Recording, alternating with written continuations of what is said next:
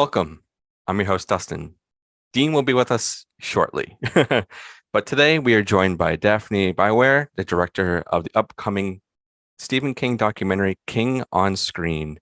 And we're here to essentially be transported into the world of Stephen King. Daphne, how have you been? Sorry, I'm sorry, it's lagging a little bit on the audio. Oh, that's okay. How have you been? Great, thanks. It's great to talk to you and kind of pick your brain on how all this kind of came together.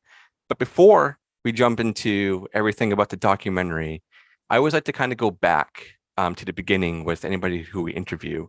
I read up and I know that you started with acting, but do you want to kind of take us all the way back then, all the way into the present, like what kind of sparked everything for acting and directing? Sure. So it's true that I've been growing up on set. Actually, I had this amazing chance of acting a lot as a child and being able to see how a movie is being made, actually, and all the secrets and the behind the scenes. I was so passionate that even if I wasn't acting on a day, I wanted to be on the set and to see all the different, jobs, and talking to the director, asking him a lot of questions because I really wanted to understand a little bit more the mechanics. Oh, And wow. so pretty soon I understood that I really wanted to direct as well, and not just acting, but also having the chance to direct. And when I was in the beginning of my in my 20s, I had this great chance to work with a great director whose name is Richard Dindo, and he was making a lot of documentaries. He's very well known in the documentary field, and he needed me because he wanted an actress to play the character of one of the character of this great book, Homo Okay. Faber. He was making like it was really between fiction, and documentary style in this documentary. So he wanted an actress to be the main character. And so that was my first approach to the documentary world. Before that, I had made a few short films, fictional short films. And so when I discovered the documentary world, I was very surprised because it wasn't something that I was used to. Yeah. And I always had this image of a documentary being something quite boring. And so I was completely wrong, 100% wrong. And doing this experience, I really discovered that it was something that I would love to do. And I was talking with Sebastian Cruz, who's the producer of King on Screen and of a lot of the documentaries and short fiction that I made. And I was talking with him and I told him, I can't find a lot of things about the people who are working in prison because I was very interested in that subject. And he told me, well, you know what, we should do a documentary then. And I was, oh yeah, that's a brilliant idea, actually. Yeah. So for 6 weeks, I went to prison every morning, wake up, went to jail. Oh, wow. That's crazy. Yeah, that's pretty amazing, to be able to go in those places because they are completely they are banned. Sometimes they Yeah. are very far from the cities, and so it was amazing to go there and to be able to talk with the people who work there every day. So that was the base of the first film, the first documentary I made. And then after, I made a lot of documentaries about cinema as well. One about the Festival of Deauville, which is a great festival dedicated to American cinema in general, which is something that I've always been interested in since I was a child, Oh, because I wow. discovered a lot of, those great American classics when I Oh, was yeah. young. Yeah, like there are so many great films, and after doing that documentary, I made one about Olivia de Havilland.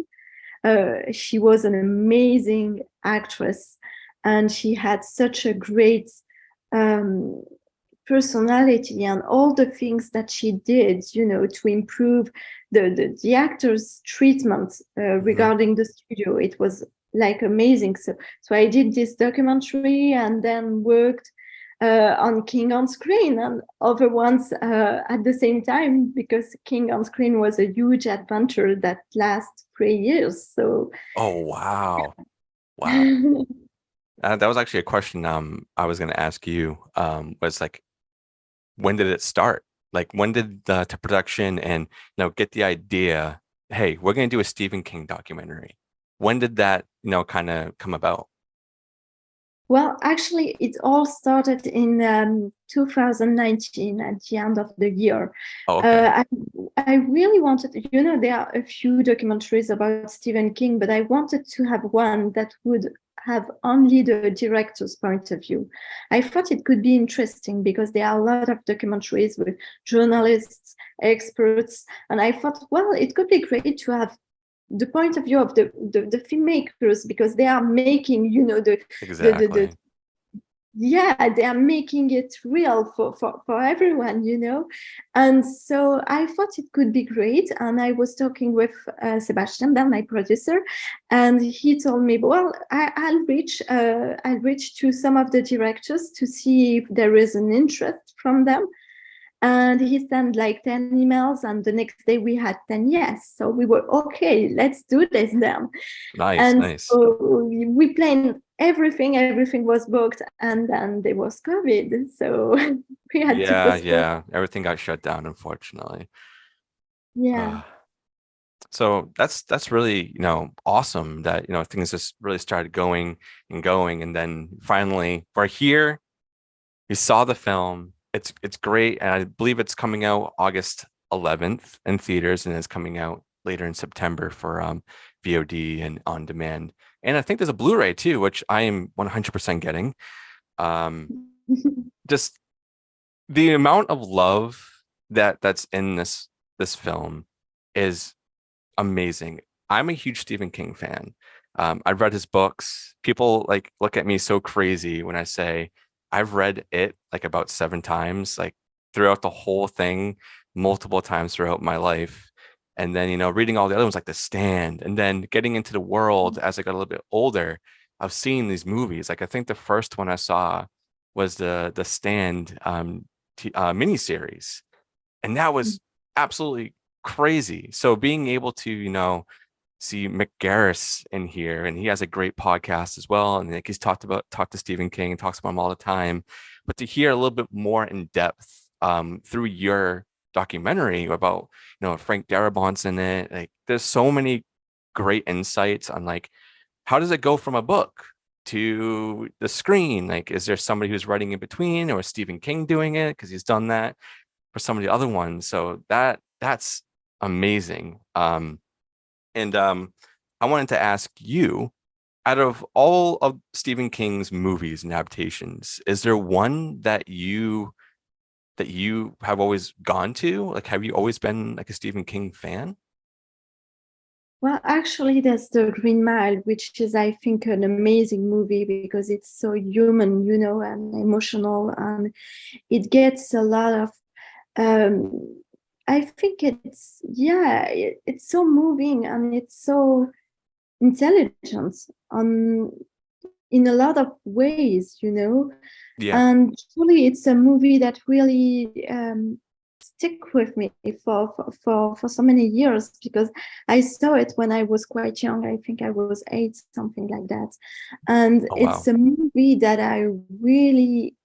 it really had an impact on me, and even the message that it vehicles, I think it's and the actors who are amazing. Let's face it, and yeah, all the way it is told. It's like having this incredible story and being able to really go into the characters, to really have this amazing film, because it's 3 hours long, something Yeah. like that.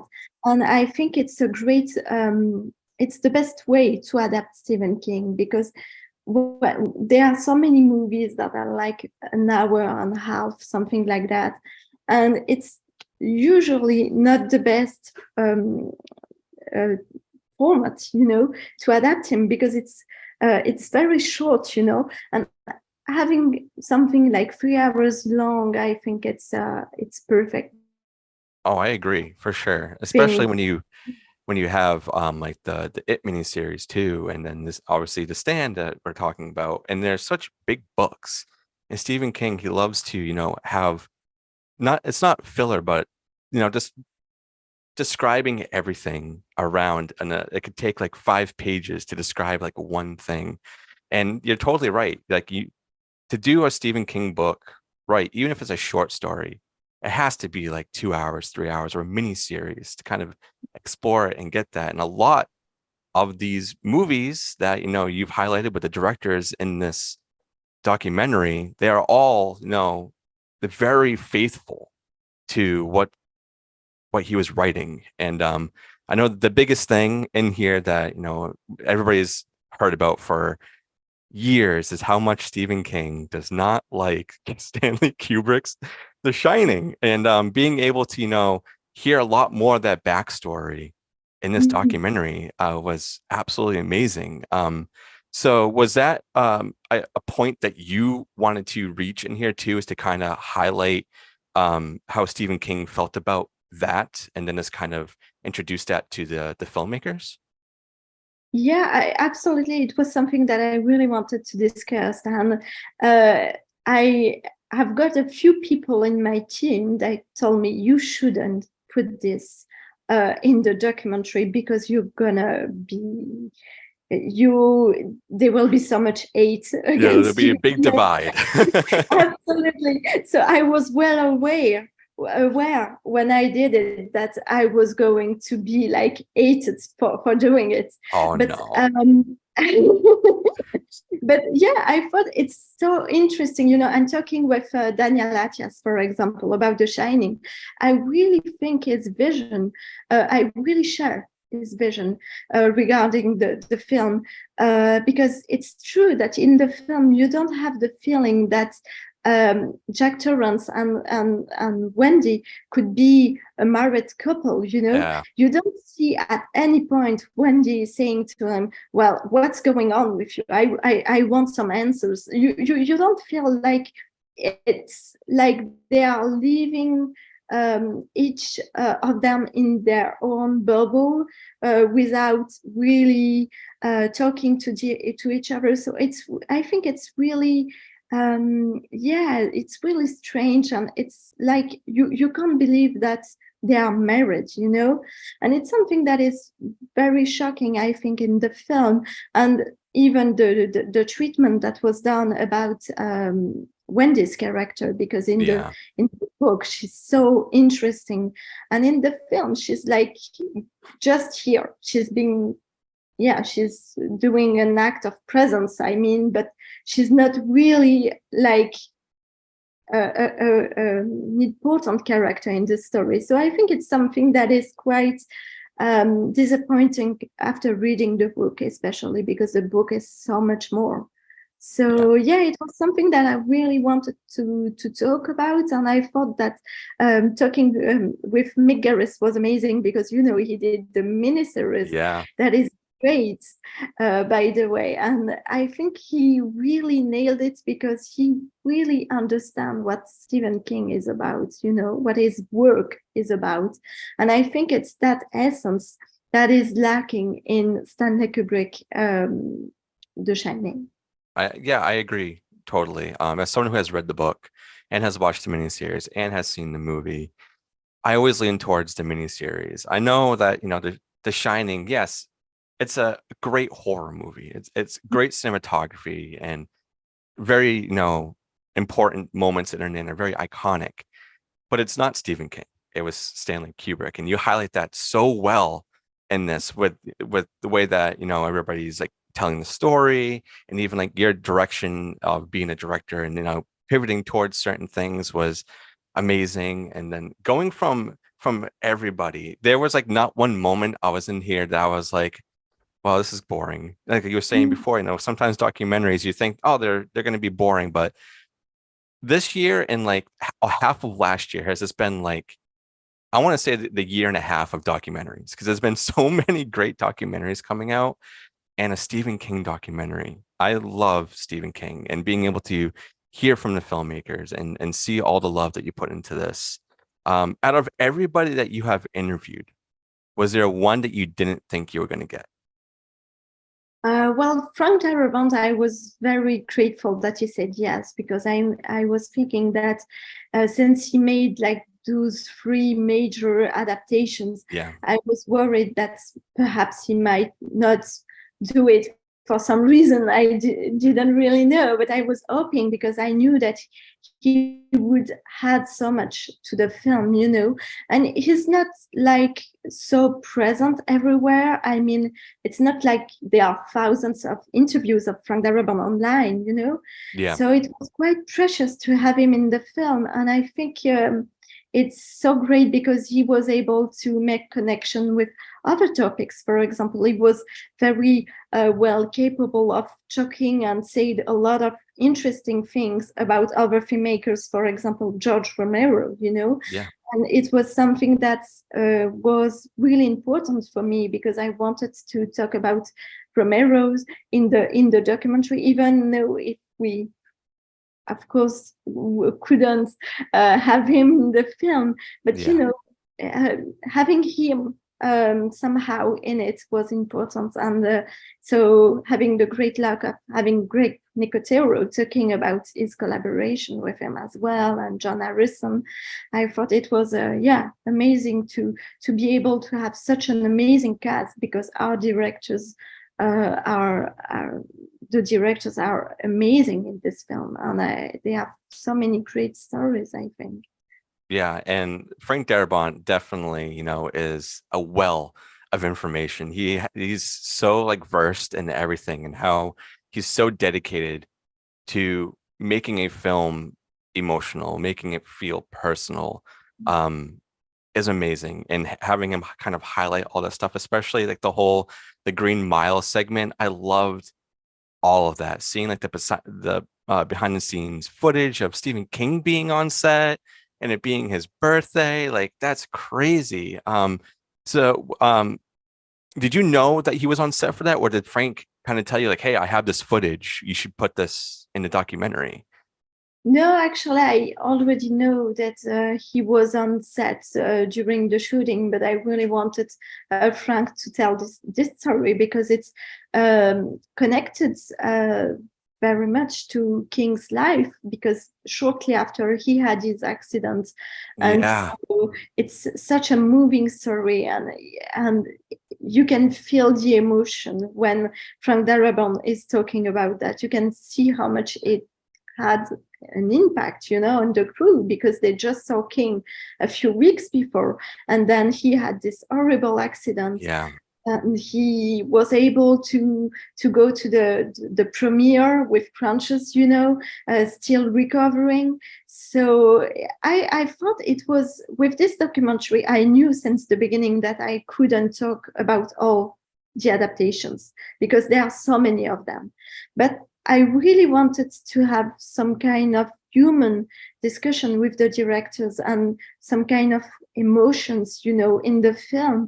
So I focused on that, because I thought it could be more interesting than trying to talk a little bit about each film, where of course I couldn't have yeah. done There's so so, many. yeah, There's there's so so many, many. It's and more still complicated. counting. Yeah, that's right. So I said, well, what's the point, if I'm making a documentary saying, hey guys, I'm talking about all the adaptations, and then 1 year later, you have the Boogeyman, who's being released in theaters. So Yeah. the film is not accurate somehow anymore, So that's why I really wanted to focus more on some of the classics, And so yeah, I try to have something like in terms of structure to really have the different topics, and always having a director responding to the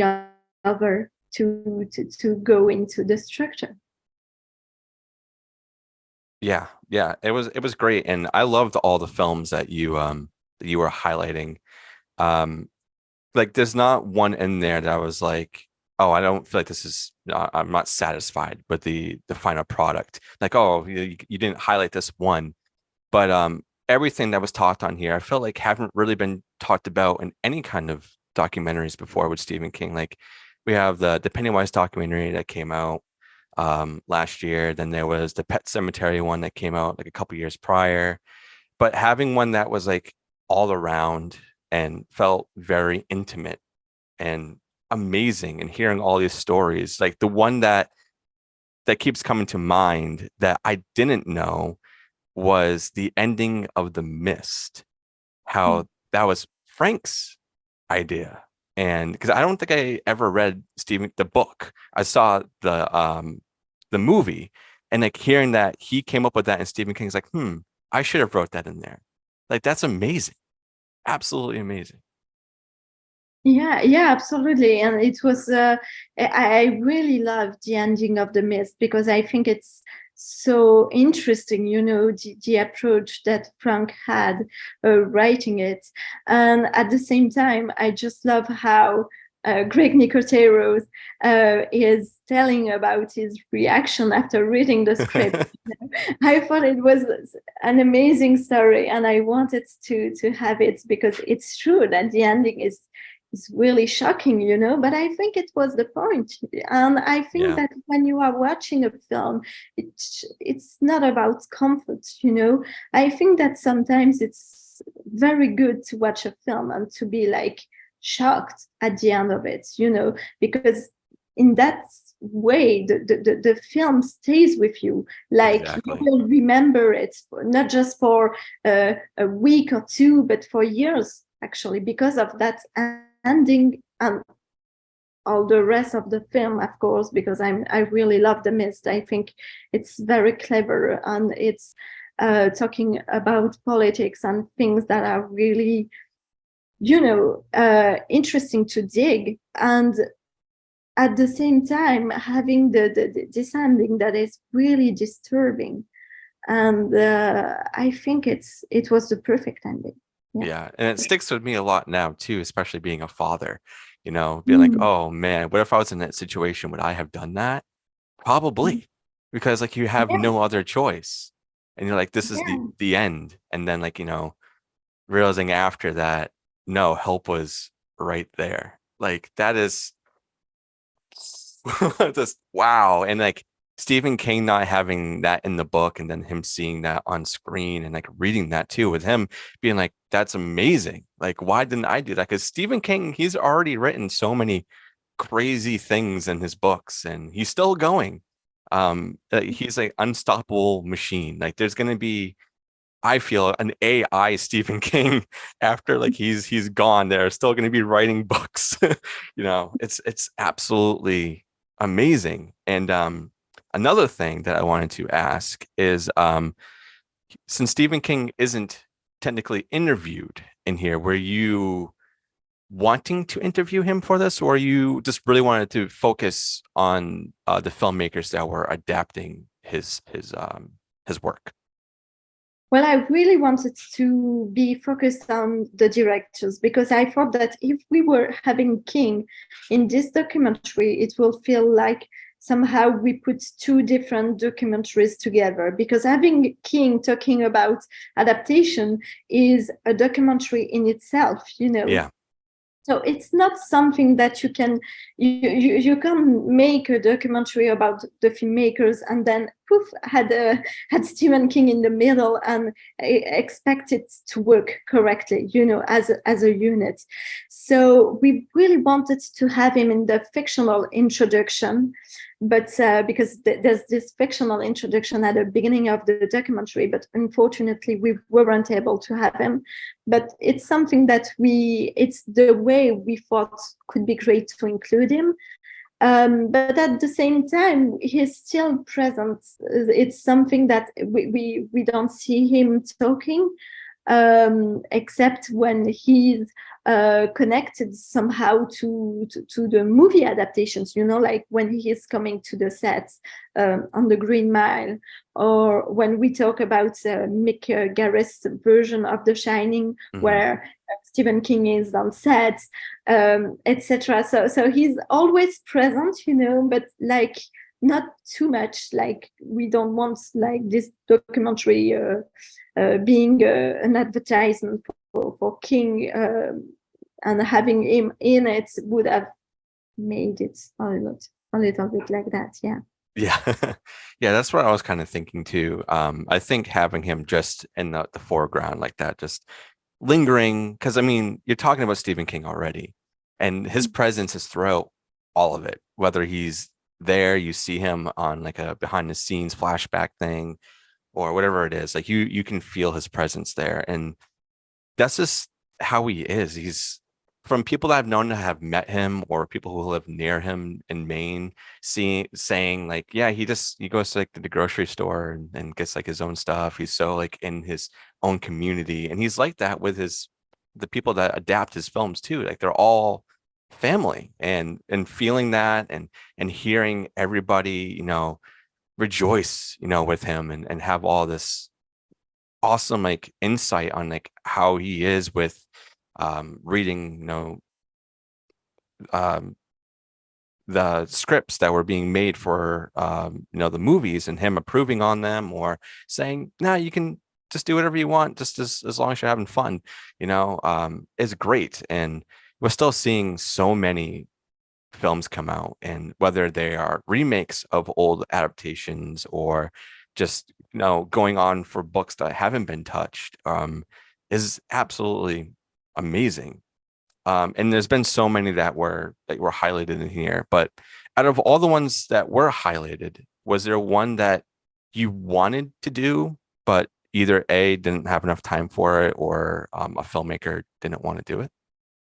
Well, I really wanted to talk to filmmakers like Mary Lambert, for example, to be able to talk with her about Pet Cemetery. I was actually expecting to see her show up, and I was like, oh, no, Mary Lambert. Yeah, that's a shame, because I couldn't get her to do it, and I thought that was a shame, and it's something that a lot of people told, that it was a shame to not have a female director talking about that in the film, since there are only 2 female directors who adapted Stephen King, so it's a really, really low number.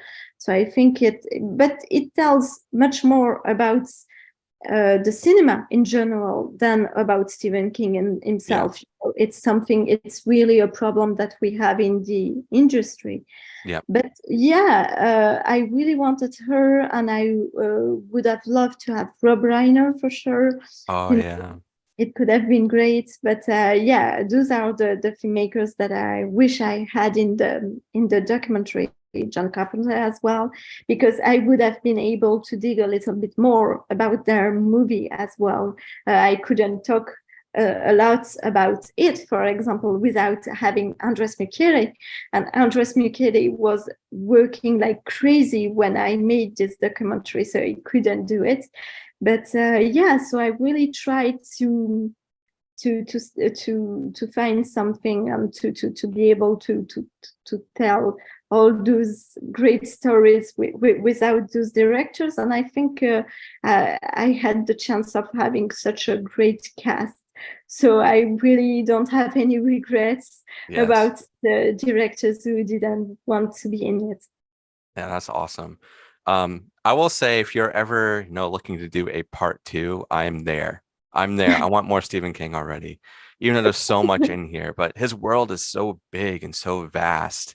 Like, I don't know, there's so much you can tap, or even just doing a documentary with just him, dissecting his brain on how he writes these things, and like it is kind of tapped in there a little bit with people kind of talking about his writing style and how he's always focusing like on kids and just how things can go crazy all the time because of a lot of it was for his addiction that he was going through and like how his wife helped him a lot too through a lot of things. So it's like good seeing like that representation as well and realizing that like yeah his wife really did kind of get him out and highlighting the films like Pet Cemetery is definitely the darkest I think book and adaptation besides like it that has ever been released, I think, because that movie still scares the hell out of me.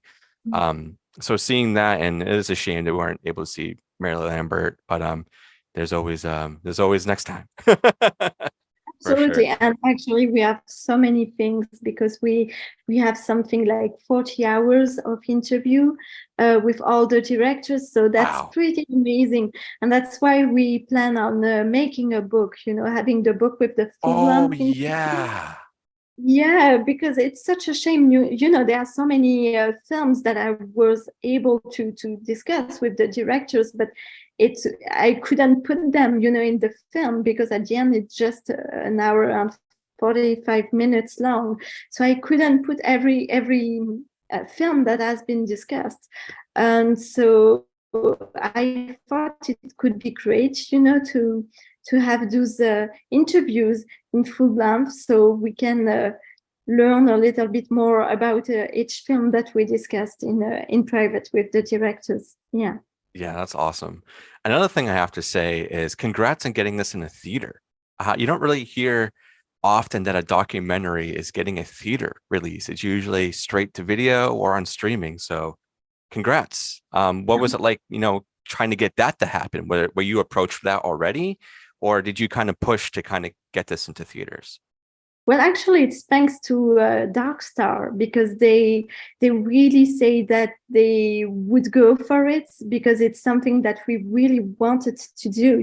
We thought there is such a wide audience for Stephen King, and we Yeah. thought that it could be great to have it in theater. But it's only possible because of Dark Star because they made such an incredible job and they worked a lot to make it possible. So we are so grateful for that because it's amazing, having it's the first time that one of my film is released like in the US, theatrically. So it's like really amazing. I'm so grateful.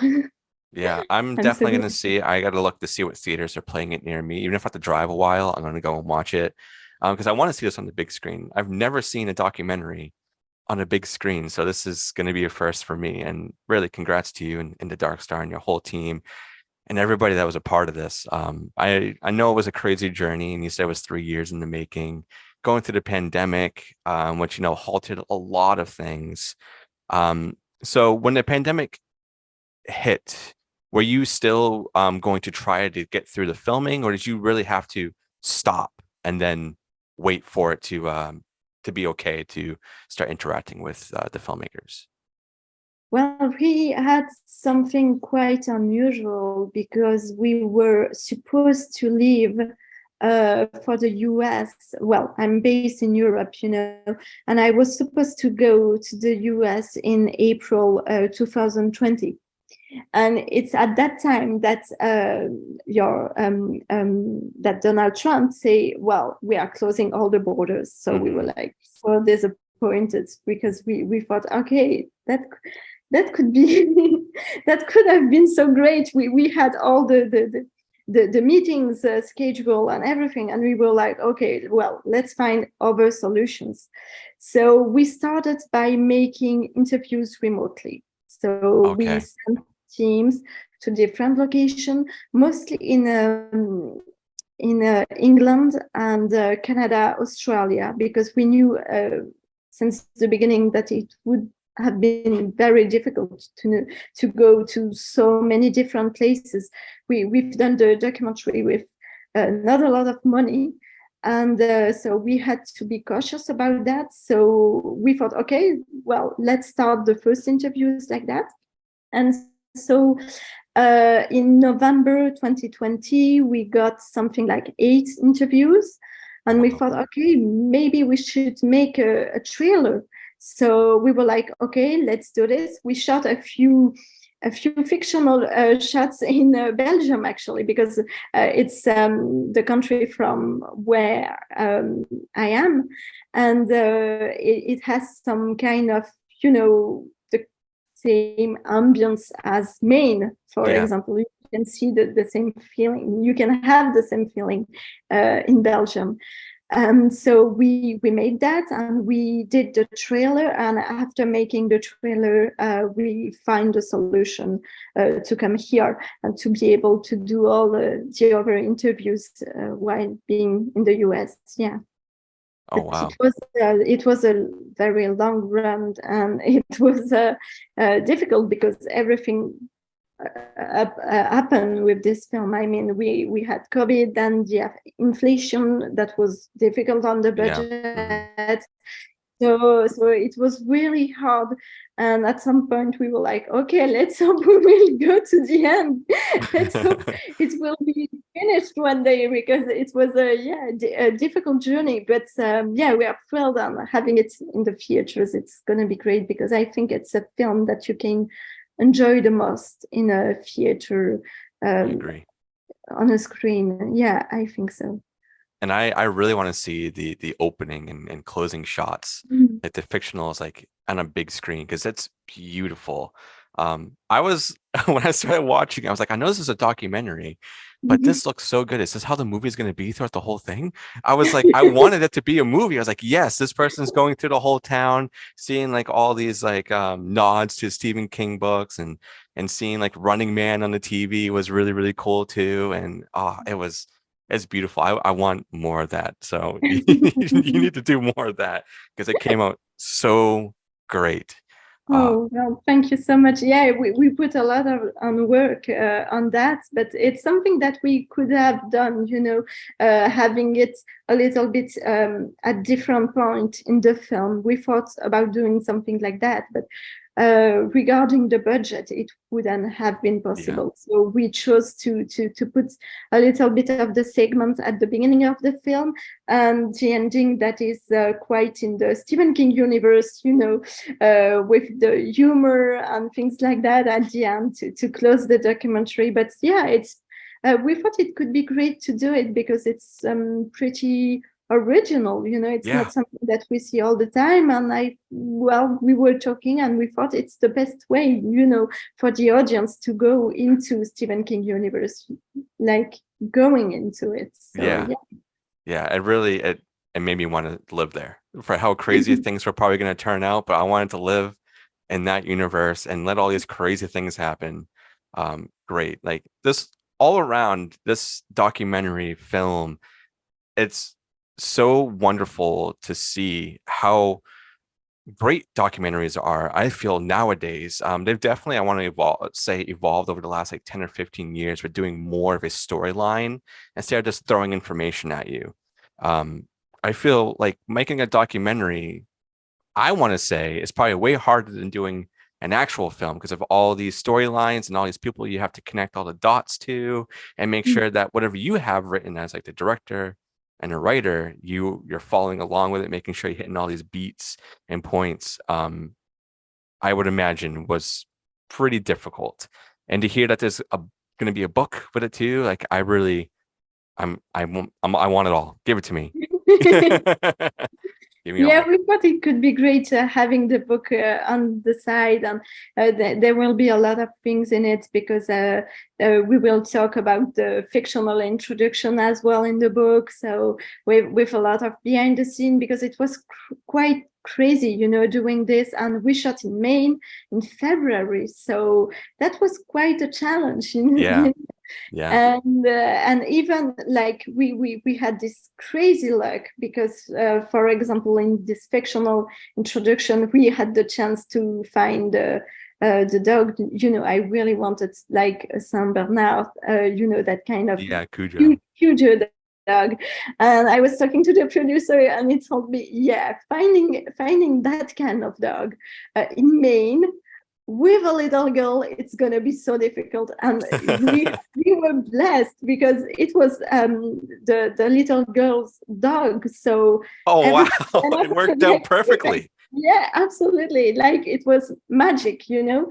And sometimes it's something that you have when you are making those kind of project, because you have so many problems to solve, and sometimes you have like so much luck that it feels somehow magical, you know. You're like, oh gosh, I couldn't, wow, that's crazy, you know. Yeah. So yeah, Stephen King was definitely giving you a little bit of his magic for sure, saying, we're going to make this great. absolutely. Oh, man.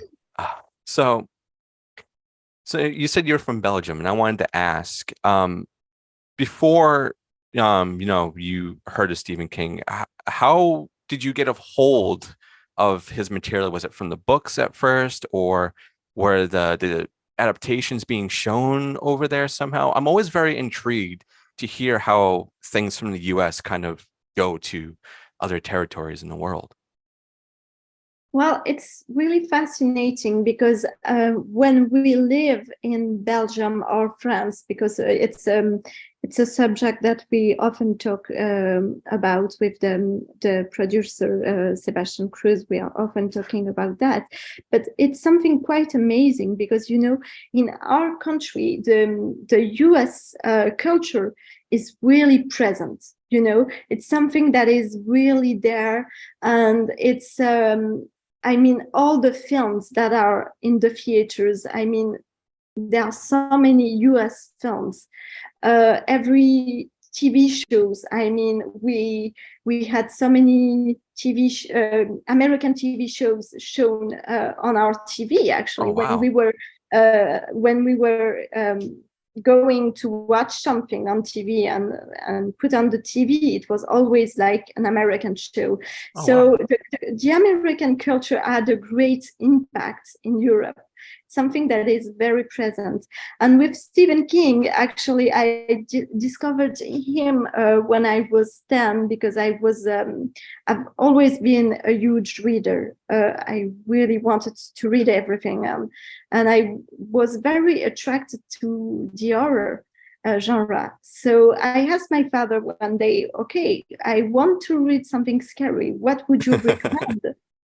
And we were in this little bookstore, you know, and he told me, well, here's two books. I think you will like them. And one of them was Rosemary Baby. Oh, And okay. the That's other a one crazy was, one. yeah, absolutely. And the other one was The Shining. So Both really crazy books. absolutely, like the cream of the top, you know. Yeah, exactly. And it was like I read The Shining in 2 days, something like that. And I was completely into it. I couldn't put the book down. I was like reading it, and at the end I was completely hooked. I thought, okay, I want to read more about this author, because yeah, for sure it was horror, and it was, there were all those great scenes, but I was so, you know, into the character's mind, and I really loved the feeling of going into Jack Torrance's mind and see Yeah, how going crazy. crazy he becomes. Yeah, and until the point he breaks, actually. So it was something that I thought was very interesting, and it was something that I really loved. And then after I read Hit, which traumatized me like a lot of like a lot of King fans, actually. And I was completely afraid of clowns. I think I think it, yeah, it was even scarier than The Shining for me. It's really It's very, very crazy. And just how you go through all this, a lot of it through the minds of a child. Like a lot of his stories is always like, surrounded by kids because they're the most vulnerable. And then, going through all these things and breaking through it.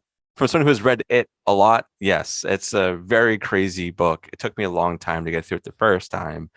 because of how scared I was. Now I love it so much. Both the miniseries and the films, more towards the miniseries, but the book is always right there. I have it right over there, and I have the miniseries on vinyl with all the songs on it over there too. It's great. It's great. There's so And many great Stephen King books out there. You can't go wrong with really any of them.